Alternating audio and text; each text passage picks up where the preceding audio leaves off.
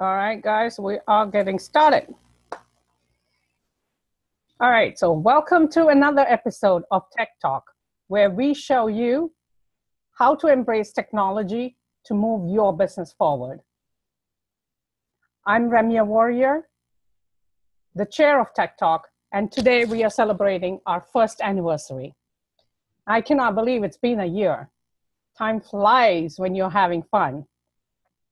Last year, we started the Tech Talk in December, and our first guest was Debbie Green, who showed us how to use a rendering software called Minutes Matter. And when I reached out to Debbie Green, I was really surprised. I couldn't believe that Debbie was ready to come in as our guest. But since then, we have had many leaders in the design business, like Adam Japko, who shared simplifying digital marketing for interior design professionals, Laurel Byrne, who shared Pinterest strategies, Dixie and Rachel from the Design and Style podcast, who shared how to increase your visibility using Facebook, and many, many others. Now, in case you have missed any of those, you can still watch them on YouTube, on the ASID New Jersey channel. So we have come a full circle. And starting with a rendering software on December 14, 2016, to this one, which is December 13th, 2017.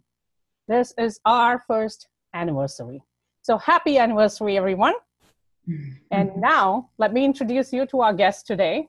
She is Tammy Cody from Cody Design Studio. Tammy is an interior designer based in San Luis Obispo, California. She specializes in 3D modeling for interior spaces and 3D modeling instruction geared specifically towards the interior design workflow. And today our topic is SketchUp, 3D renderings. Clients are asking for them and you can deliver. The benefits of 3D modeling and photorealistic renderings include faster approval, less mistakes, and money saved. For smaller firms, delivering this service may seem daunting.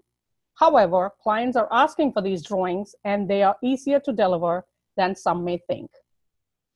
So welcome, Tammy. Thank you, Remya. I'm happy to be here. Thanks for having me. Oh, thank you. I mean, and we know it's very, very early for you, so we definitely appreciate you taking the time and getting up early and doing this for us. No problem at all. I'm excited. Okay. So did you want to start by sharing screen or you want to talk a little bit? Yeah, I'll share my screen. You might see. All right. Let me know if you cannot see my presentation. We're good. So thanks for having me, everybody. Again, my name is Tammy Cody. I am an interior designer in San Luis Obispo, California. And I actually have switched over in the last year from working on my own design projects to specifically or only teaching SketchUp because when I started, it was supposed to be kind of a side thing. I had lots of requests asking other interior designers asking me how I use it in my everyday design practice. And I do focus heavily on 3D modeling for my clients.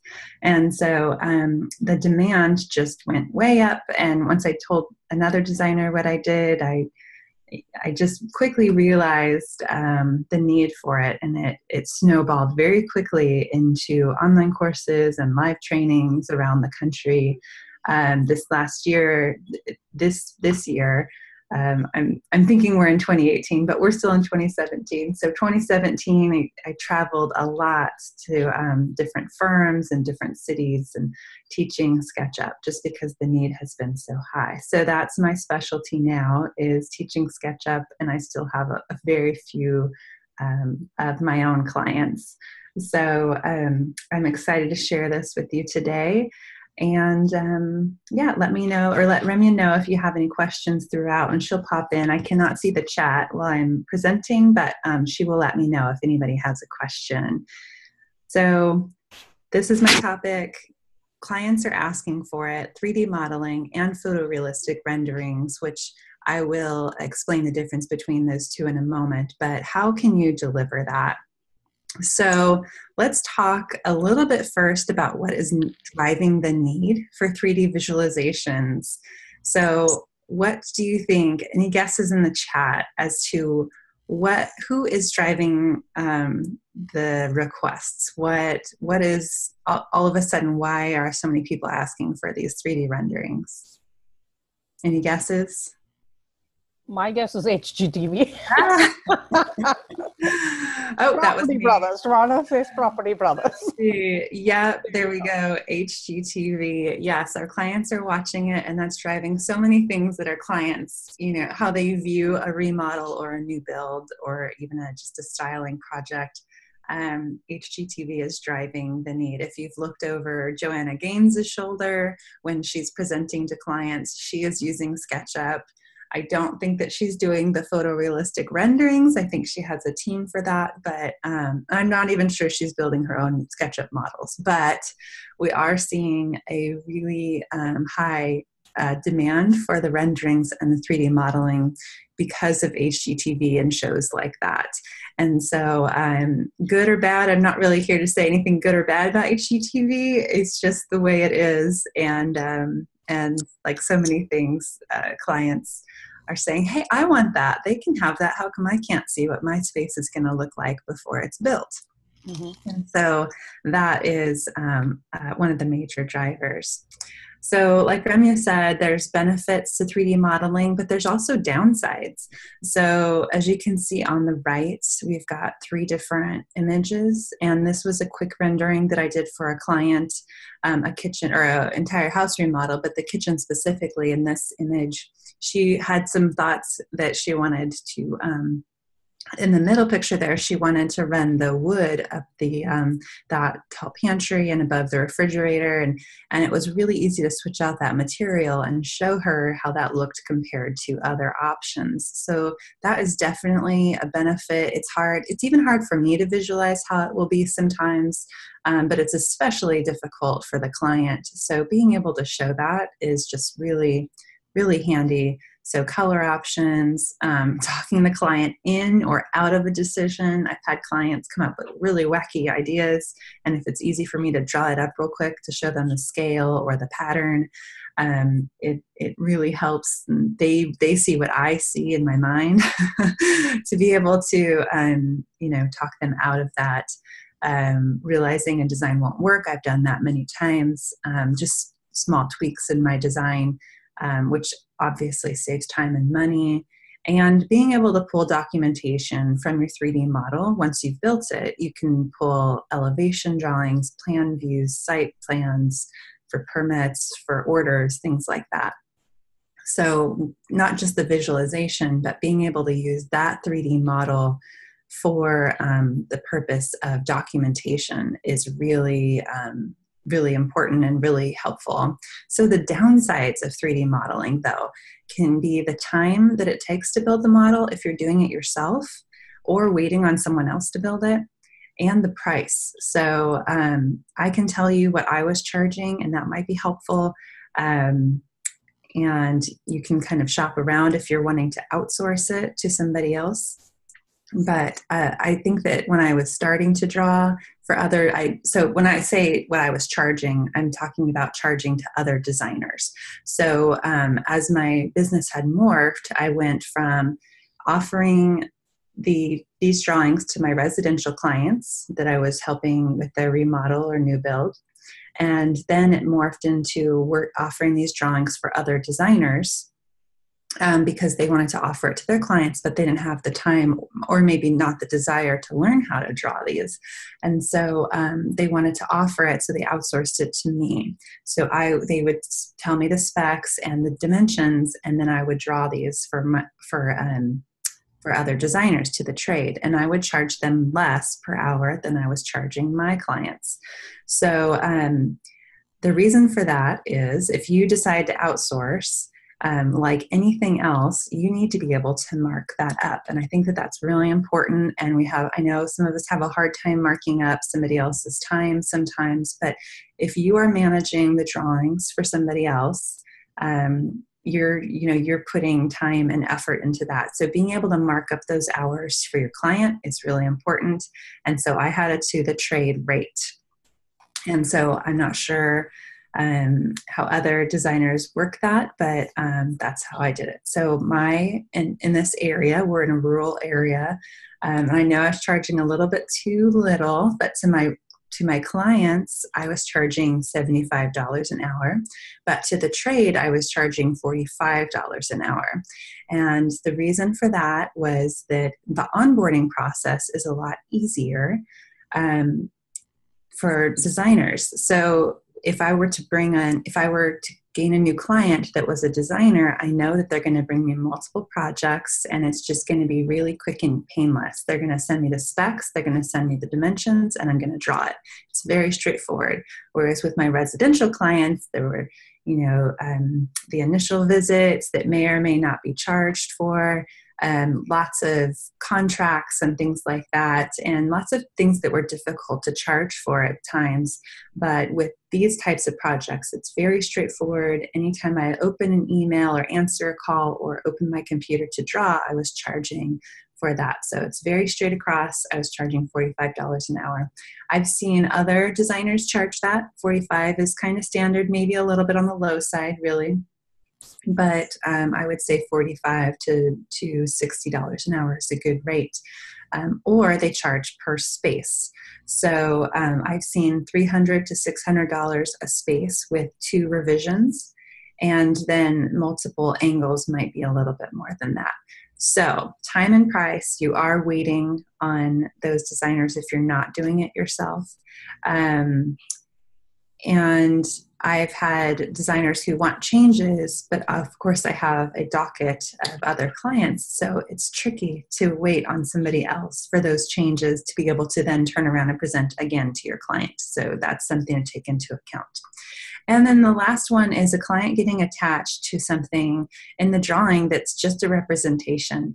I've seen other designers in an online forum, and they say, help, this is a rendering that I created for my client. I just popped these counter stools into the drawing from the 3D warehouse, and now they're attached to them, but they're not real. They're just a representation of counter stools. And so they were looking for something similar to this 3D model. So it gets tricky. The client gets really attached to the feeling of the rendering, and it's never going to turn out exactly like the rendering. It's just, the lighting and all of that is just never going to be the exact same as the image. So that it's tricky of, how realistic you'd like it to be. So I could get off on tangents on that, but I won't. So this is an example. The top image is just a SketchUp model. You can see a bit more of the edges. The mirror isn't reflective. The lighting is a little more flat, but this is above, that's a SketchUp model. So SketchUp itself is not a rendering machine. You actually need a plugin to render, and I use Podium. It's about $200 with a few extra charges in there for libraries and things like that. But it's a really inexpensive, oh, sorry, I wasn't supposed to talk about how much things cost. Sorry about that, Remya. But I get off on on what designers would want to know. But it's not something that I offer or sell, or I don't get any money from them.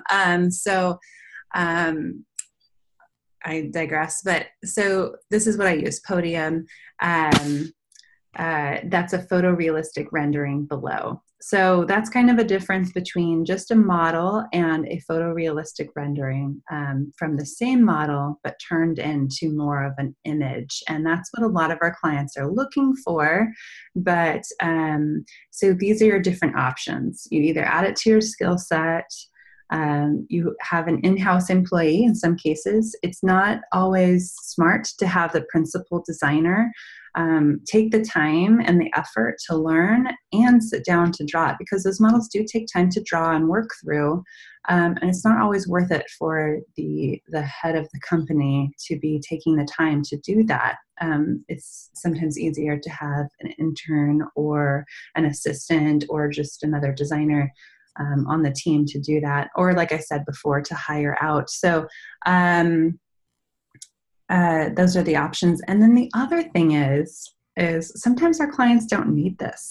And I'm not trying to talk anybody who does this out of a job, but our clients so often see things that they want and think they need for their project, but they don't realize how much things cost. And renderings are just another added cost that, if you don't have it, it's still going to get built. It's still going to get remodeled.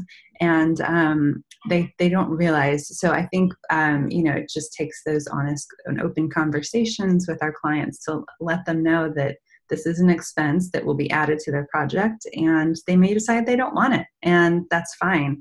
So we may need it for ordering purposes, but we don't need it to this level of realness. So that's something to talk through with our clients about. Okay. Tammy, how long does it take for you to do the rendering on the left?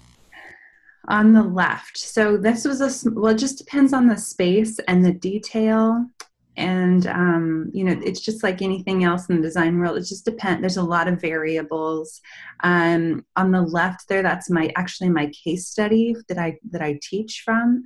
So that one, if a client were to come to me and ask for that one would be a really quick, depending on what's behind it. There's a kitchen behind it, so that's tricky, but just that space would be, an hour or two, because it's just a box with some doors. Mm-hmm. And then there's an image superimposed in the background. That's just a picture. So that's really quick, but it's tricky because for me, if I am offering it to another designer, they are designing it and they are putting in those hours of thinking through the design, and I am just getting the specs from them. If I were actually designing this space, it would take me a lot longer because I'm thinking through it and working through any design issues that come up. So it just depends, but that's a really simple, there's no baseboards or molding. It's just, adding in those materials. And then the other thing is sometimes our client comes to us and they have a backsplash that they want to see. And it's really specific, it's very unique. And it's difficult sometimes to put that in the model if it's not a good image of the backsplash or whatnot. So those things can take time, or a specific piece of furniture that we may not have a 3D model of already in any of our libraries. So you may have to build that if that's really important to the drawing. So things like that take time, and you have to just communicate with either the client or the other designer that, do you want me to take the time to build this, or can I find something of a similar scale and color as a representation? And so that's another getting attached to the rendering problem. Sometimes they're like, well, the leg isn't quite like that. And it's like, well, do you want me to take an hour to build this leg out on this chair? Or, can you just wrap your mind around it in a different way? So even designers have a hard time with that sometimes because they are so, their vision is so clear.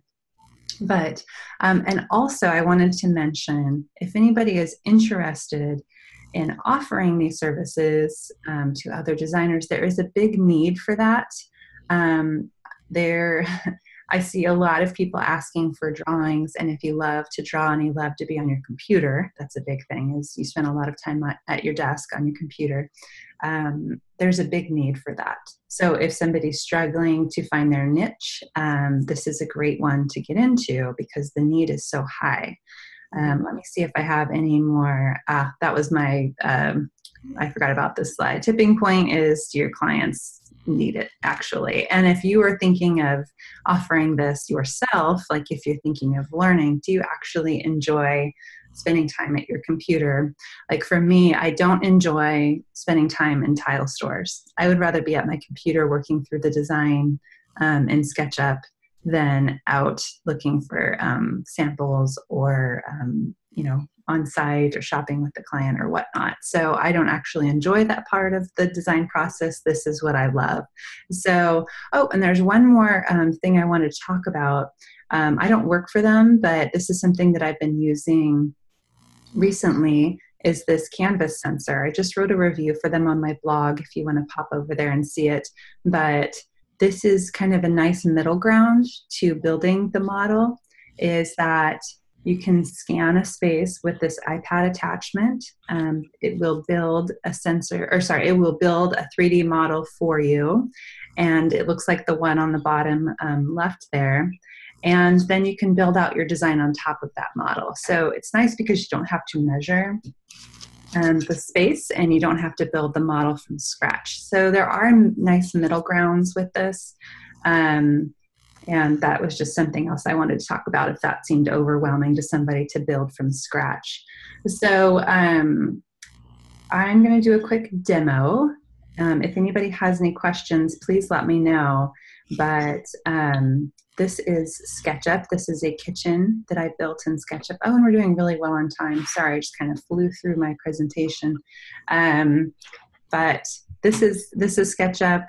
I'm going to kind of fly through these different scenes. So this is just a kitchen and a dining room.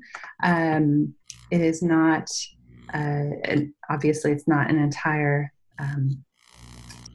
building, but these are the different views of the space. I'm getting a lot of static. Hopefully everybody else is able to hear me okay. But so these are the different views of the 3D model. And then this is an example of it taking the floor plan directly from the model. So you can see, sorry, I need to move my screen around a little bit. You can't see it, but oh yes, you can.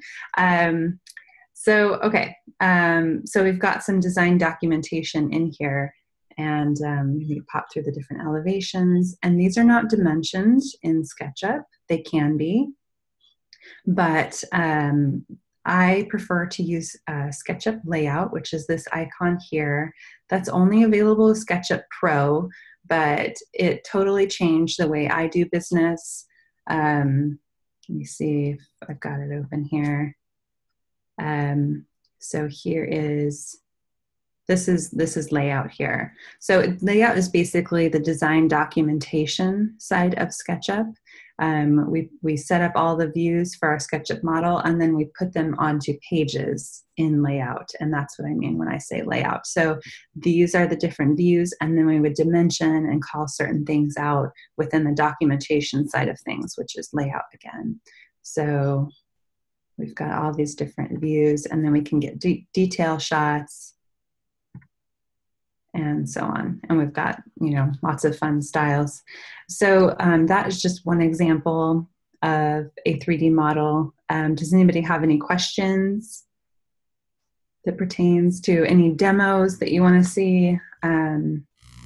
So one of the things is I see that you have on top as the working scene view 1, 2, floor plan. Does that come standard with any drawing that you do, or you have to actually plan that? You have to actually plan that. So I'm going to open a new file here, and this is what it looks like when you're starting fresh. There's no scenes at the top, and there's no layers or anything like that. It's just all starting fresh. So there's lots of different ways you can start a project. You can import a PDF floor plan, or you can import a CAD file and draw over that. Those are really nice because it's a lot easier to build your model on top of a CAD file. It's already scaled. And you can, sometimes we're the ones measuring on site. And so we have to go on site and actually, create those plans ourselves with dimensions and things like that. So I actually like to take my laptop on site and measure it as I go. So, and draw it as I go. And like I said, I don't really do that anymore. I don't actually even offer drawings to other designers anymore. I'm only teaching.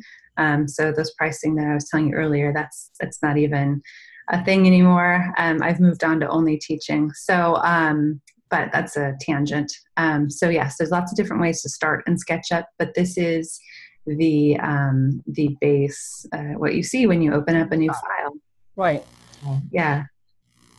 So I have a Judy Miller who's saying, if you're not using SketchUp at all, how difficult is the transition to start doing the renderings?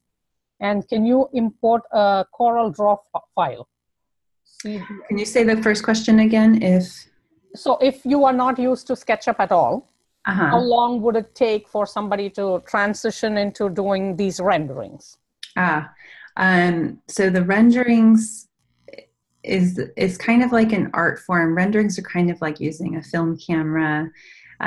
You really do need to know how to build a 3D model first. Or like I said, there's a few different ways to get around building that 3D model with the sensor or having somebody else build it for you. But rendering, I do have a rendering course on sketchupforinteriordesigners.com, but it is kind of like one of those things that's an art form, and it takes a while to get used to whatever plugin you're using, whether it's Podium or V-Ray. Gosh, it's hard to know an exact answer, but I would say give yourself a couple of months to learn SketchUp or whatever program you're using, and then another additional few weeks to get used to using the rendering machine. It's really nice. The rendering plugins, even the first try, it's kind of exciting because it starts to give that realistic look. Even if it's slightly blown out on one side or too dark, you can tweak the lighting and try again. It's kind of like I said, a film camera. You have to wait for it to render, but then you can tweak it as you go. And each space is different because there's different openings that really takes into account the natural light in a space. So it will take into account the light coming through any windows. So every space is different. Okay, and so that doesn't help a whole lot, but you do need to learn the modeling software. And there are a few other out there. If anybody has any questions about that, I know that other people prefer other softwares, and that's totally fine. So what you use is basically SketchUp Pro, and then on top of that, you're going to need a rendering software, which is Podium. Is that what you were trying to say? Right. So I use SketchUp Pro. There's lots of different plugins out there for it for many different things. Like I have one for Windows that creates windows really easily, and I can specify that. And there's plugins for roofs. But the main one that I use is rendering software, and I do use Podium. But like I said, there's Maxwell and V-Ray and Shaderlight, and I'm sure people have heard of other ones. There's lots of different ones out there, but our job is not our job isn't really to be a 3D visual artist. V-Ray and a few others. I can't even think of a few of them that are really high end.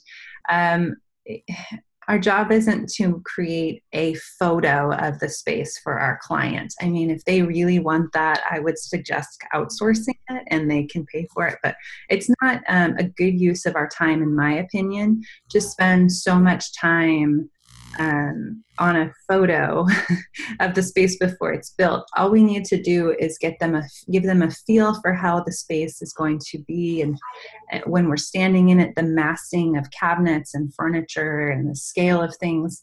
It's not to give them an exact photo of what it will look like. It's to convey our design to them.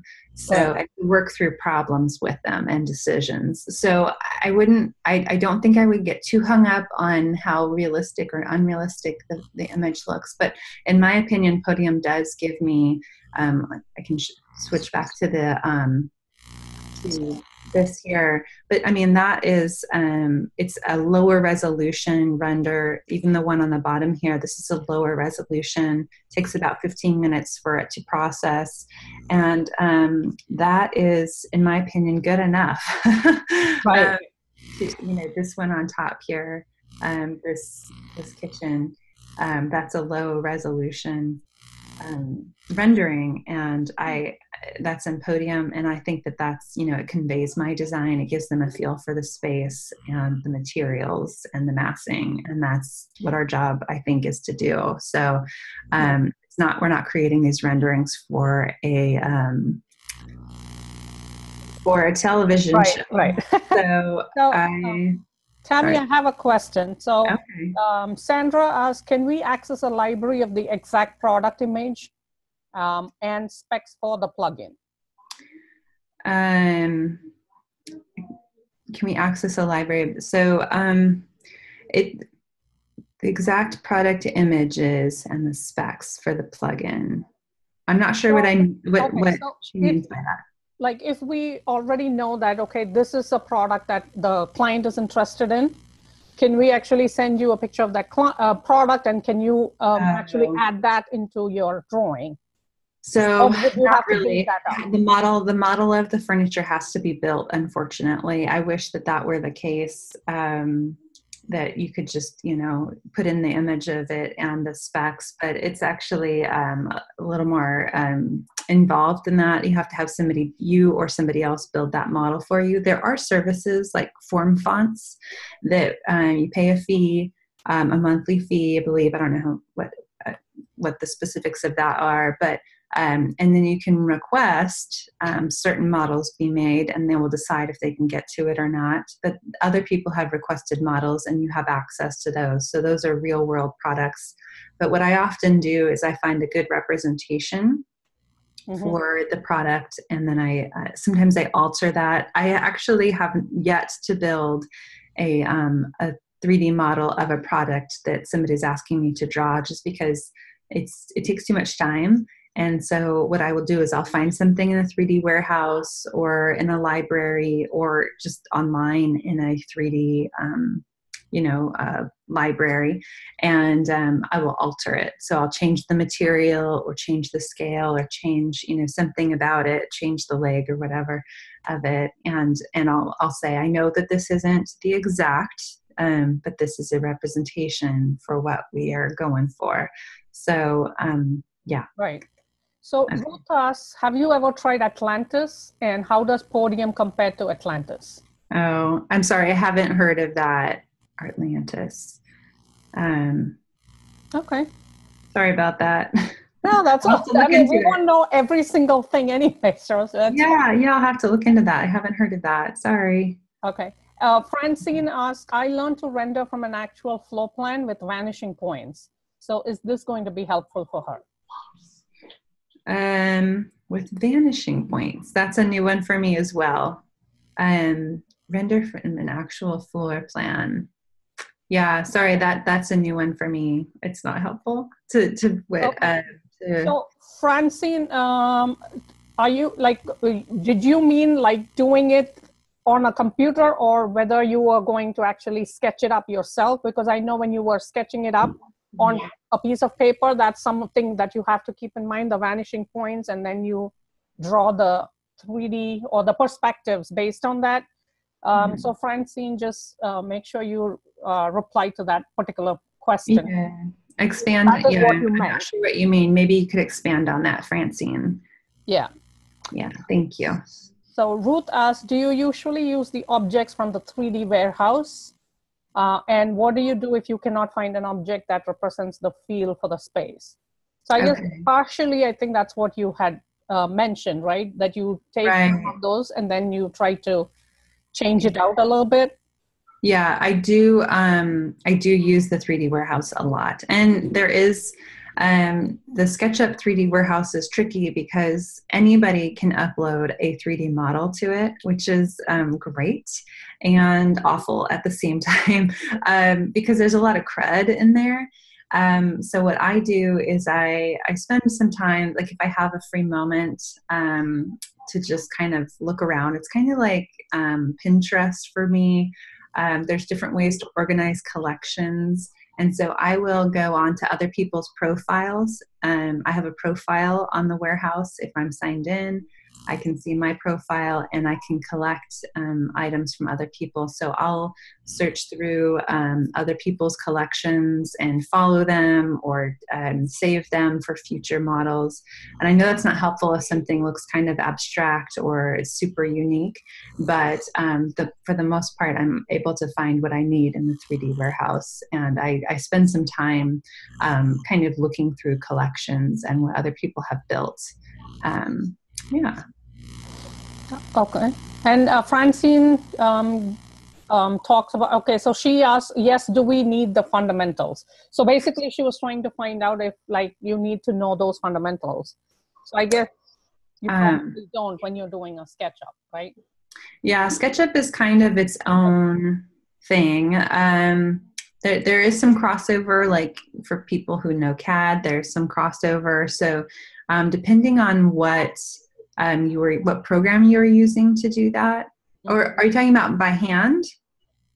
Yeah, so I guess you don't really need to know by hand, like to know everything by hand when you're doing it on the computer, correct? Yeah, so there is actually some crossover, like when I talk about perspective or parallel projection, there's a few different things that will have some crossover, like people who don't know the term perspective, which is surprising a number of people that don't, just switching through the different settings. But just having the experience of drawing anywhere, it's surprising. I can really tell in my live trainings who has drawn in the past and who has not. Just because, yes, okay, I see now. Francine said yes by hand. So it's helpful to just have drawn in the past floor plans and to have designed using floor plans, because it is surprising that we have a lot of people that come in, and I'm not saying good or bad about it, but people that come in from different careers and they haven't learned how to draw anything by hand or by computer. And I can tell when they're drawing and learning, just going through the different phases of building a SketchUp model. When I talk about, okay, now we're going to plan, we're going to measure from this wall to the door threshold, but we have to figure in, electrical or trim or things like that. And they're like, wait, where do we measure? Why are we measuring from here to here? So it's like that critical thinking just hasn't built in yet to the designer brain, because they've never drawn floor plans before. They're of a higher detail. So I can really tell, and it's just where they are in their, in their career, and that's fine. But I can really tell people that have drawn in the past, it is easier to learn things like SketchUp for people that have drawn anywhere on CAD or by hand. So it's more important to know your computer than anything else, like how to double click or how to, just use your computer. If you're in sync with how you use your computer, that really makes a big difference. So Kay asked, can you walk through a basic bathroom or a kitchen in the layers you would do from like a base page? Okay. So walk through and then show the layers as well? Is that what? Yeah, I believe so. So if you are starting out with like a kitchen, how would you do, like over here you've already put in like view 1, 2, 3, right? So right. I'm thinking you're probably going to start out with a floor plan, correct? Right, exactly. And everything starts with a floor plan, and this is what I teach. I'm going to import a hopefully this is not too big of a mess here, but what I do, and like I said before, there's lots of different ways to start a project, but this particular one that I teach is teaching from a floor plan with a few dimensions on it. Not everything is dimensioned, but this is just me importing a PDF or a JPEG of my floor plan. And like I said, it's got a few dimensions. So the first thing we need to do is scale it. So I'm going to find a dimension on here to scale it to. So I've just brought in the image, and I'm going to measure out this 2'3". And if you look in the bottom right-hand side, there's a length box. It says 3 feet. So I measured it. When I brought it in, I just dropped it on the screen, and now I'm measuring it. It's actually 3 feet, so that needs to be 2'3". So I'm going to type that in, 2'3". And do I want to resize the model? And now it's properly scaled. And in this case, I would just start drawing over it. And so I have an X-ray mode so that I can see through it. And we're just drawing the floor plan. And this is a much faster way than I normally do it, because it's less, just for the sake of speed. But it's very flexible, SketchUp is. I would be measuring these out. I wouldn't be just drawing kind of willy-nilly. But SketchUp is actually, it's a lot different than if you have used like the ArchiCAD, or what's the other one? Oh, Architect software? Yeah, I'm trying to remember the name of it. But SketchUp is so flexible that it doesn't realize that a wall is a wall and a window is a window and all of that. It just notices faces and edges. Like I have just drawn a face, and so now I'm going to offset it 6 inches for the wall thickness here. And it doesn't realize that that is a wall. But so that's good and bad. And a lot of people are frustrated if they've used something that's more like draw a wall, put in a window at, the windowsill is at 3 feet. And there is, like, people decide not to use SketchUp for that reason sometimes. But for me, the reason I decided on SketchUp was that it's so flexible that I can draw anything I want. So, and I can edit it quickly. I don't have to mess with, thinking as the window. I'm trying to figure out a way to describe this. I can think more in conceptual space rather than thinking about the design of the window at that moment. I can think of it as just a penetration in the space. I can think of things more generally and conceptually from the start. So I think in terms of shapes, kind of like when you're in design school and you're doing bubble drawings, those are, just big concepts. You're just thinking in terms of very basic spaces, what you'll need from the start. And that's how SketchUp is for me. It starts out very basic, and then I refine it, and I continue to work through that schematic design phase. And as I work through it, SketchUp gets more, sophisticated as well, or just your model gets more sophisticated. So that's why I really like starting out with those basic shapes. So this is, this is a super basic drawing, but now I would group things together. There's a grouping, but I won't get into that. And now we just start bringing up the walls. So I don't know if that's what they were asking for, but that's the basis of how we start drawing our space. And I would start applying materials to the walls and floors and adding layers. And you can see I'm going to hop back over here to this drawing. I've got my layers window open. I'm going to zoom out here. Actually, I'll go to my working scene. So my different layers are the ceiling, which I have turned off for this view. I've got my exterior walls, because sometimes those get in my way. My interior wall and my floor, base cabinets. So the layers are basically there to get things out of our way when they're in our way. They work differently than Photoshop and things like that. So I hope that answered the question. I know I kind of bounced around a lot, but... Now, how do you decide on, what are some of the views that you want on here? Because I see... Yeah, so process that. Yeah, it changes as I work on my drawing. So I have a working drawing and a presentation drawing. Like in 2D, if it's just a floor plan, I have one that's blue, and that's my working. And then I have a presentation drawing that turns it to black and white. So let me see if I can find a different file here. It's going to take a moment to open. It might be the wrong, oh, that's the wrong one. So I generally have, let's see here.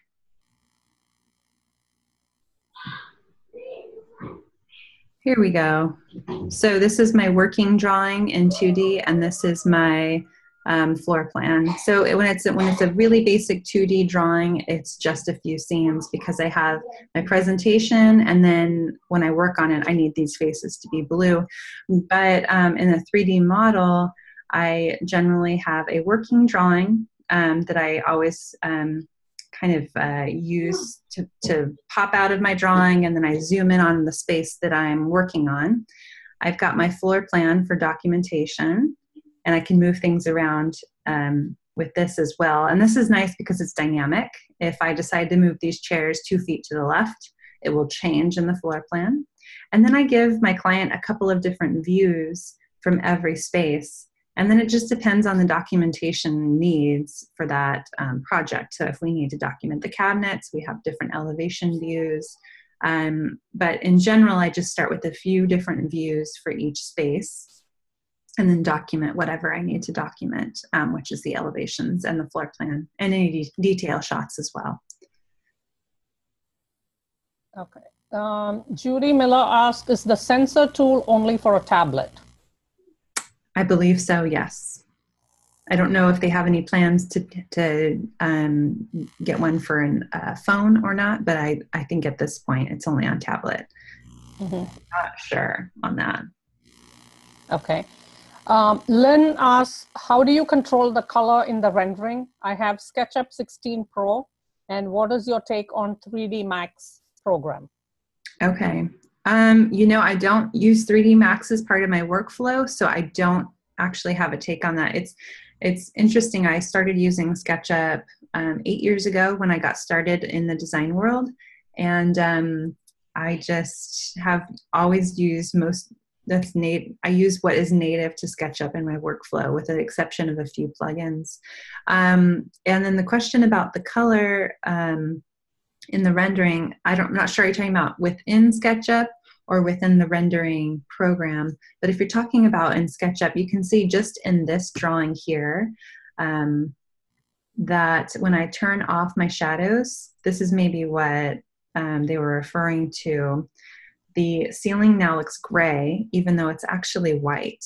And it just looks a little bit elementary. This brick here, part of it, it looks like a very dark brick with a very light brick on the front facing wall there. It just looks very harsh. So what I like to do is turn on my shadows and affect them with the shadows window. Sorry, my computer is thinking, so I can't open anything at the moment. I've got the scrolly wheel. I don't know if you can see that. Okay, so I'll just explain it. What I do is I turn on the shadows and I change the settings there with the dark and the light sliders within the shadow settings window. And that really helps a lot with the color to make it look more realistic within SketchUp. If they were referring to the rendering plugins, it just every plugin is different as far as I know. So you just kind of have to play with the lighting in there. But I do utilize natural lighting a lot with the renderings. And even sometimes I'll cut a hole in the wall so that it lets in more natural light. I'd rather do that than adding another light fixture. It's just like in real life, natural light is always more pleasant than using an artificial light. And my computer is really thinking. I hope that you can still hear me, but I've got the scrolly wheel. My computer's brand new, so hopefully. Okay, any other questions while that's thinking? So what about, like, are you able to use, let's say, a designer chooses a particular color from Sherwin-Williams or Benjamin Moore, right? Can you actually show the rendering with those particular things that they choose? Yes. Yep. I always give a fair warning before we, or when we're talking about color. It's just like when we have a paint card or anything else. It's like, this is a representation of the color, but it is going to look different in your space. But we can see how the colors work together. My goodness. I wish that I could show you a few different things on my computer, unfortunately. Yeah, I know. Sometimes that's what happens with tech. I know, it's just the way it is. So, yes, so the paint color on the screen, these cabinets, even though I have it switched, the shadows switched off, so it does look a bit more harsh, but those are actual paint colors from Benjamin Moore, I believe. Oh, there we go. So I'm going to go back to my views here and turn off the shadows one more time, just so we can see. So this is shadows turned off. Let me minimize these so you can see it. And this is shadows turned on. So you can see just that ceiling itself and the flooring. You can see a lot more of the detail, and the ceiling looks actually a bit better. So then we can affect the sliders here. And we can change the time of day and the day of the year as well. So you can geolocate your model if you want to get fancy and do a sun study. And you can show where the shadows will be casting at that time at different days of the year. So I'm got off on a tangent. Oh, the paint colors. So yes, I give them a warning. This will look different than in your house, but this is a representation of how the different colors are working together, how this green is working with this this grayish color here. So yeah, I take them directly from the website of the paint company. Okay. So Joanna asked, can one import AutoCAD file into SketchUp? Yes. Yep. It's not part of my workflow just because I've never had AutoCAD as part of my workflow. Mm-hmm. But if you do draw your 2D drawings in AutoCAD, you can import them into SketchUp. And there's a great article on SketchUp's website. If anybody wants to contact me, I can send them a link for that, because there's a few extra steps that they need to do to clean up the file. So that the two programs can talk to each other more easily. Mm-hmm. But I have run into folks who are like, well, I really want to keep drawing my 2D in AutoCAD and then bringing it in just because it's what they're used to. Mm-hmm. But I do encourage people to give drawing in SketchUp your floor plan, to give it a try, because it really is easy. And it just keeps you more in tune with the process, I feel like. So it's totally fine to draw it in CAD if that's how you think and that's how, you design things. It works fine, but it does add an extra step. Okay, in SketchUp, right.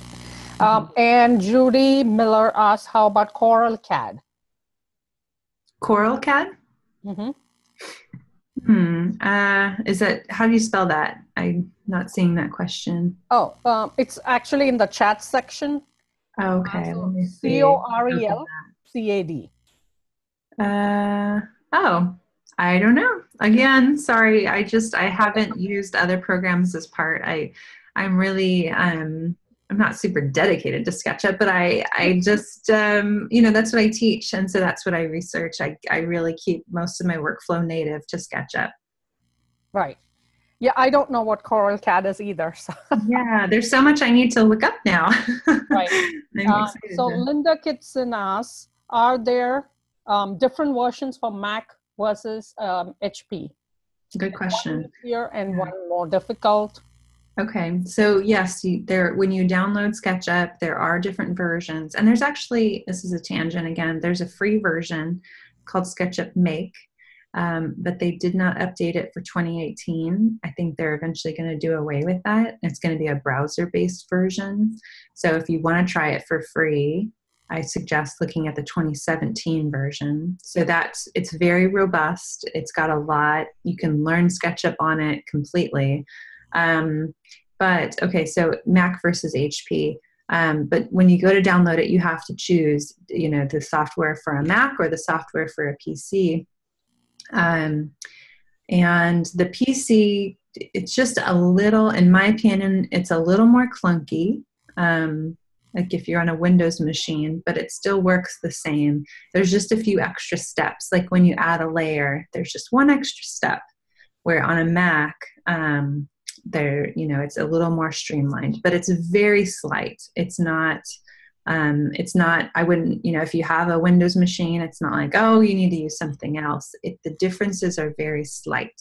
And I try, and when I'm teaching from a Mac, but I really try and say, if you're on a PC, you're likely seeing something different here, and this is what you're going to need to do. So, yes, there are different versions. But so little things like, if you see my screen, when I right click on view one, I have options, whereas I believe on a PC, you cannot right click there. You have to do that in the windows over here. So it's just a little bit less accessible, but the same amount of robustness. Okay. So regarding the SketchUp, Lynn asked, is SketchUp 18 more efficient than the SketchUp 16? It is, but you can still create, great drawings on SketchUp 16. There's just a few different things, like there's a few updates. I'm trying to remember what 16 was like, because I just moved over from 17 to 18. But there's a few different things, and this window is in my way here. Sorry, I've got a bar up at the top, but that you may not see. So small things like when I take a section cut, I can name the section cuts now in 2018, whereas before we couldn't. And this is how I take a floor plan. And we also have this new section fill, which, let me see if I can do this correctly here. So small things like now I can really easily fill this in with black. It's super slight things, but I usually change it over to black and white anyway. So let me see if I can, let's see. There we go. Yeah, it's just small things like this. It does a section fill. It's not doing it here for whatever reason, but it's nothing that I would, if you're having trouble like thinking about the expense of upgrading and you're doing just fine on 2016, I wouldn't worry about it. There's just small tweaks.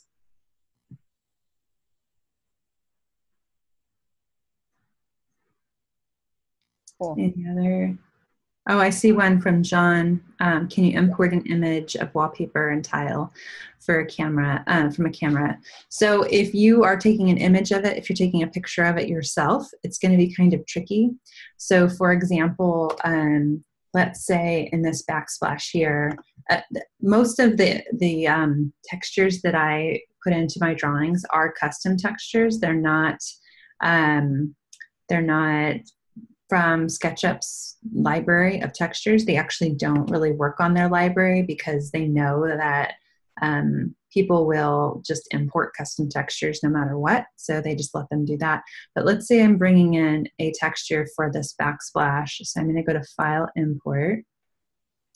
And I'm going to find a really bad, let's see here. So this is a tile. Let's say my client gave me this image of the tile and she said, I want to see what this is going to look like.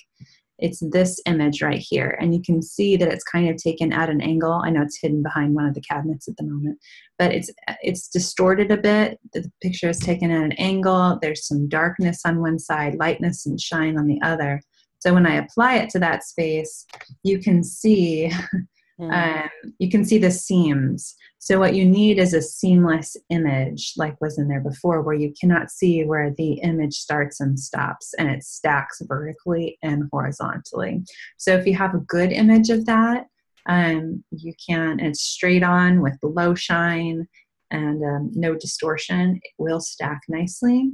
But again, I usually find a representation, or if you want to alter it in Photoshop a bit, you can do that, but and you can scale these to fit the actual tile sizes as well. But this obviously is not going to work for a representation. It just looks really crummy. So again, let me see if I can find really quickly import a better example of a seamless. So we've got tile, and you can see the thumbnails here. These are all flat, and they don't have any shine to them. So I'm going to pick this one, and it's going to stack really nicely. So it's a little busy, but you get the idea of you can't see where the image starts and stops, basically, for that. So was that image something from like a tile store that you got, or you actually created that image?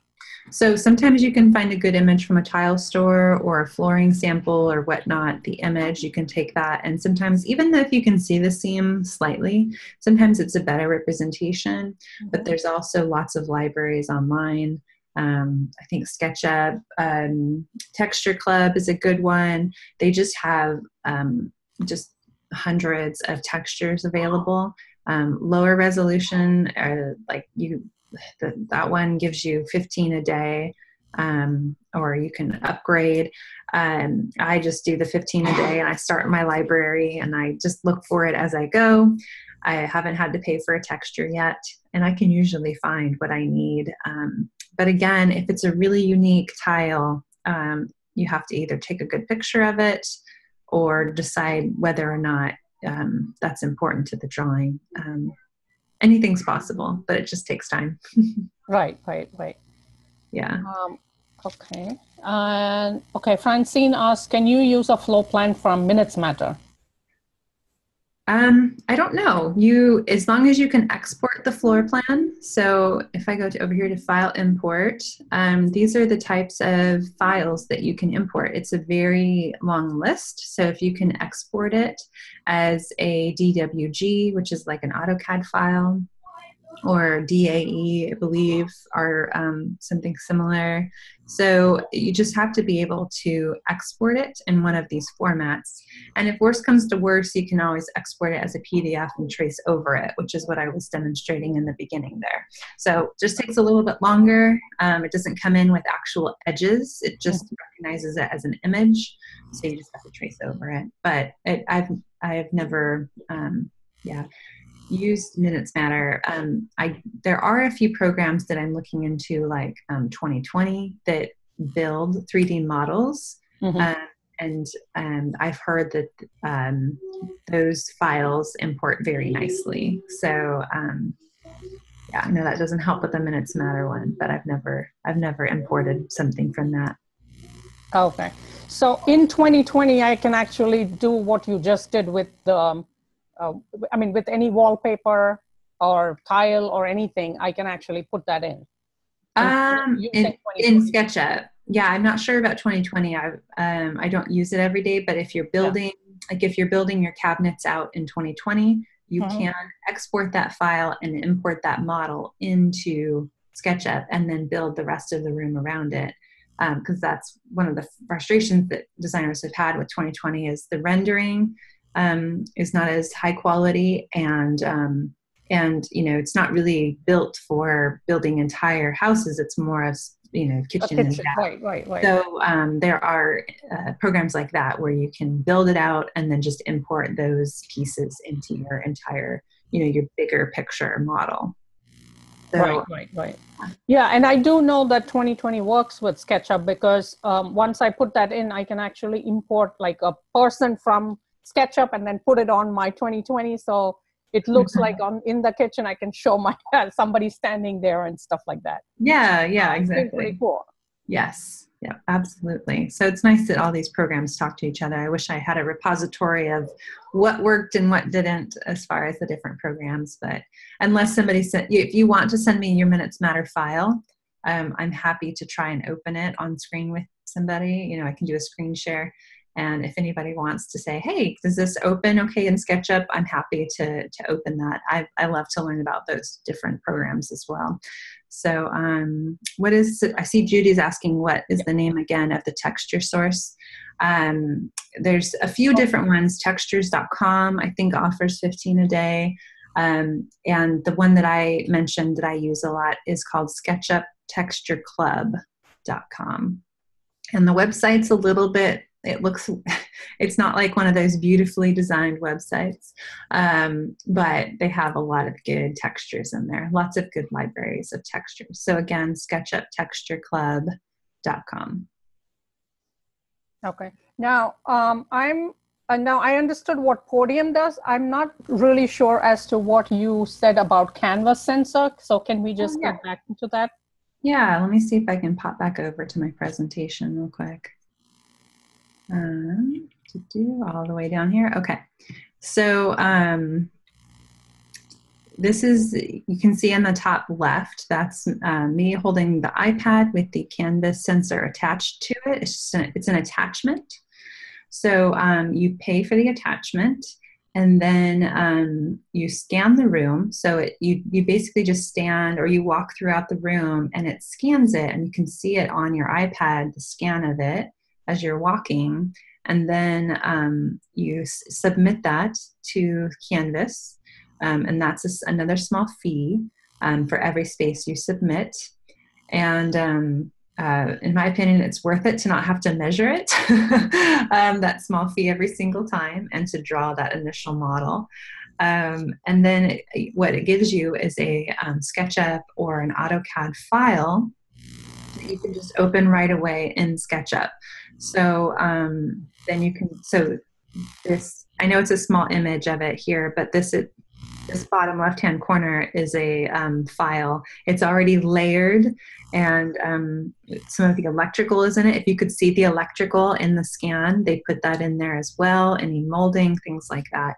So then what you do is you alter that file, adding in the new design. So on the right-hand side, this is what I did with that image, or with that model. I expanded the window, I moved the refrigerator around, and I gave it lots of detail.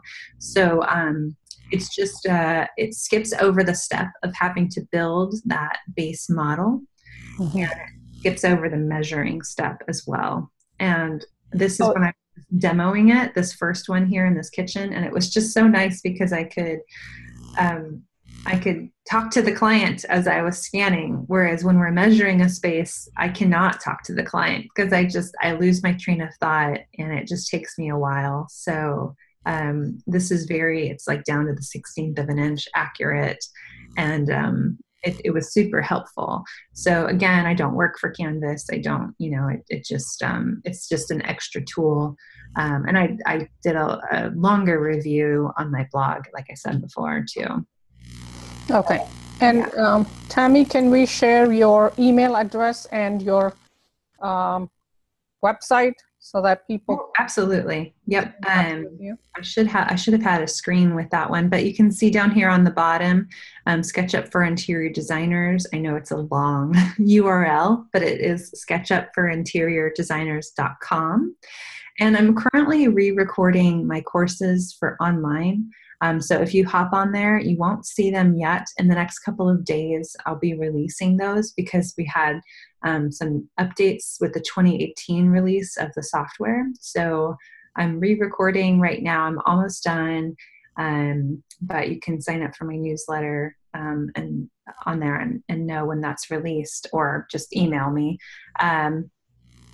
Or, just look for it in the next couple of days. I was hoping to have it done by the time of this webinar just so that I could show you all. But, I also do live trainings. So the next one in your neck of the woods is in the spring, and that's in New York, or in Brooklyn, I guess. So, in New York. But, and those are very small. I do limited to 5 designers. And they're 2-day intensive trainings. And those are super fun because you kind of get down to the nitty gritty and just learn it more quickly. And nice. So that's what I do. And if anybody has any questions, feel free to email me. My goal is to just be as helpful as possible. And if I can't help, like I don't know the answers to many of the external things, but I will, search for somebody who does. Or we'll try and figure out together. Okay. Now, I do have one more question from Kay. She asked, can you do a reverse to the floor plan from the Canvas model? A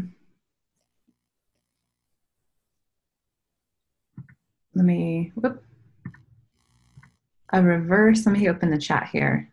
Is that? Actually, okay. It's in the chat because I just... Can you do a reverse to the floor plan from the Canvas model? So I pull my floor plan directly from my, so it will have the wall thickness built into the Canvas model, and it's just like I was showing here. So this is a model, and then when I click on floor plan, you can see it fly kind of, and it's actually, you can see that this is actually a 3D model. It's just a section cut of the model. So I don't do a separate floor plan from my model. It's just taking it directly. That information is coming directly from the 3D model. So this is actually a 3D modeled grill in the sink. And these are 3D modeled chairs. It's just that we're pulling that information directly from that line work. So it's not actually... it's not reversing it. It's just pulling that line work on a parallel projection. So 3D, we're looking in perspective, and then we switch the camera view to parallel projection, and that just flattens everything out and gives us this line work. So again, this is the stove, and I'm just going to orbit, and you can see that that's actually a 3D model. So yes, you can pull your floor plan directly from the model that the Canvas builds. Okay. And will Canvas sensor combine the different spaces into one model or one plan model? Yes, I think that there's like a merge fee, which is it's less than just doing them all separate. But yes, you can do multiple scans into one model. Yes. And I don't know, I mean, I mentioned Canvas in a different webinar, and I've been getting a lot of questions. I only know a few of the little, idiosyncrasies about Canvas. I'm not, like I said, I don't really work for them. So if anybody happens to try one out and they're like, how do I, they're much more knowledgeable about that than I am. So I would definitely direct my questions towards them. Okay, so when I was using Canvas, or when I use it, it's about 1 to 2 days. So I've never had to wait more than 2 days. So that's another thing. You have to wait to receive it, but. You meant the turnaround, right? Yes. So Linda asked, what is the turnaround when submitting Canvas? Sorry about that. I didn't read the question out loud, but what is the turnaround time when submitting Canvas? It's about 1 to 2 days. Okay. Any other questions? Were we able to go through everything that you wanted to present? Yeah, absolutely. It usually turns into tangents because there's so many different pieces of information, but absolutely. And I think that my main message is that if you want to offer your clients 3D modeling and these design documentation options, it's out there. It's easier to learn than you might think. You just have to give it time. It's like anything else. If you don't want to learn it, or you just don't have time, or you don't enjoy it, there's outsourcing opportunities out there. If you ask in the different forums, there's lots of people that offer it to other designers, and they're happy to do that. But just know that it's available. And then like I said before, if your client wants it and you're hesitant about it, really educate the client. It's an added cost, it's an added time, and not every project needs it. So, and there's other programs out there too. It's not just SketchUp. There's, I wish I could remember the name of the other one that people have been using, but like I said, I like the architect software. What's that? Did you mean the Chief Architect? Chief Architect, yes. Okay. Yes. I think that is a lot more robust than this one. Or when I tried it out, that's what I felt. Okay, yes. And some people do get frustrated with the rendering ability in Chief Architect, but again, some people will build a model and then they'll import it into SketchUp. But I like to keep my process as native to one program as possible and streamlined. So yes, it's very robust, but people like that it knows a wall is a wall and a window is a window. But I just like the ability and the flexibility of SketchUp. Oops, there we go. Yeah. Okay. Tammy, would you like to stop sharing the screen? Oh, sure. Stop share. All right, there we go. Okay. I just looked at the time and we are way past the 1 hour mark. So yeah, that's fine. Thank you. Thank you. I hope this was helpful. Let me know if you have any questions or something pops into your head. Again, my email is tammy@sketchupforinteriordesigners.com. TAMMY. Okay. And I think I will actually put it in in an email for everybody, and I'll share all the people who have logged in, their information. So if you wanted to get in touch with them, you're welcome to do that. Okay. I promise not to put you on my newsletter without your permission. I'll let you sign up for my newsletter if you want to. I'll send out an email to say hi, and then that's it. Right. All right. All right. Thank you again, Tammy. We really appreciate the time that you have taken to do this for our ASID New Jersey community. And I will be posting this video on YouTube for those who couldn't join us live, as well as for those of us who want to see it again. And also for you, please feel free to share this video with your other design friends, your other colleagues, or even people who are your students, because I'm sure everybody can get something out of it. Absolutely. Yeah. Thanks for having me, Remya. Oh, you're very welcome. Designers, have a great rest of the day. Yeah. I never take anyone's time for granted. So thank you all for taking the time to join us for this webinar. And over the course of this year, if this series has helped you in your business, I would love to hear about that. So please email me with your wins, with your stories. And my email address is info@rwarriordesigns.com. Once again, I'm Remya Warrior, and I'm signing off on behalf of ASID New Jersey. Bye, everyone, and thank you so much for joining.